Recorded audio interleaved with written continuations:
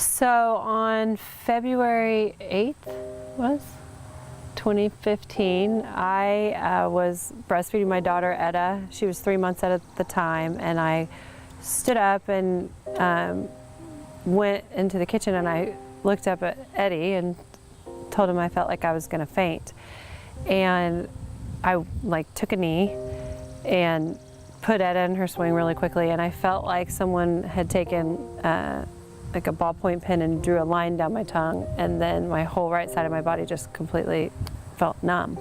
We didn't know what was going on. We didn't know if it was a appendicitis attack or an allergy, or it was obviously not anything that I remember when we were on the way to the hospital, you're like, maybe, because I was actually cooking something I'd never cooked before. It was using these weird ingredients, and he's like, maybe you're just allergic to that. I'm like, yeah, maybe, I don't know.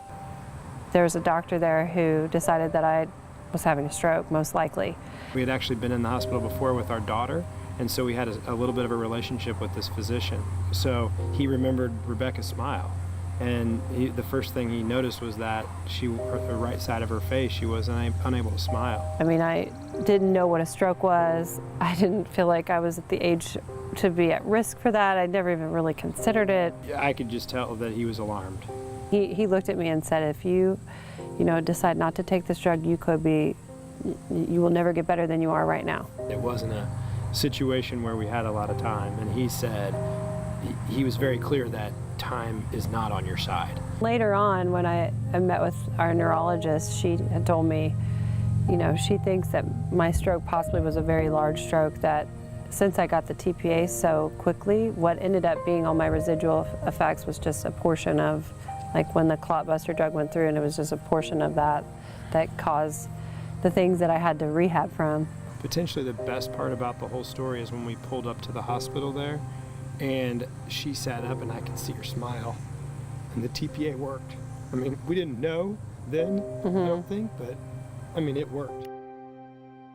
And that whole time we were trying to figure out what would cause a stroke in someone my age, and they did a bunch of testing and found out that I had an almost 2-inch hole in my heart. I'm thinking to myself, okay, it's either really good, they've figured out exactly how they're going to do it and they're going to move forward, or it's a little worse than they thought. We got in there, when they called me back 50 minutes after the fact, she was goofy, and still, and he said, so the conversation has completely and totally changed, and the two options I gave you are not options, and the only option you have is open heart surgery. I remember being in rehab, and when I got to go home, just waking up in the middle of the night, like the same symptoms come on, where I'd get a whoosh over me and feel like I was having a stroke again. And that's just a terrible feeling. So living in fear of the unknown, and they're telling you your likelihood of stroke is much higher after you have one, I was just scared of that. I have faith that God's gonna, He has a plan for my life and all of that. But at the same time, I'm looking at my 3 babies and my husband like, okay, I have nothing ready for anything right now. Yeah, I'm not finished.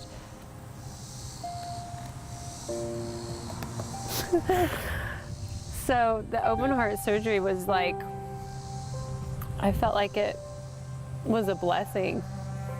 Leading up to it, I felt like we had to wait for my stroke to heal before we could do the open heart surgery. And I felt like I had time those weeks before I did the open heart surgery to kind of prepare myself. At least I had that time to get ready. The nurses and the physicians were just blown away by how well it went in there, and the physician obviously brought me into the room afterwards and walked me through it, and he said it was what we thought. In fact, it was a little bit of a larger hole than we even detected in the TEE, and it was absolutely the only solution was going in open heart and doing it with our hands and sewing it up. And he said it could not have gone better. He said, I do not detect anything afterwards, and he's like, I believe this is the fix. The night before we left, I sat in the kids' room and praying and asked God. I just literally got on my knees and was like, can I just come back to this room? Like, all 3 of them slept in one room, and I could smell their smells, and I just wanted to come back there. And so when we got to do that, I just felt like the luckiest girl in the world. And then I was going to be able to know my kids and know their kids, hopefully. And Definitely gave us, just a totally different perspective on life that I don't think we take for granted anymore. They said that she was on track for congenital heart failure.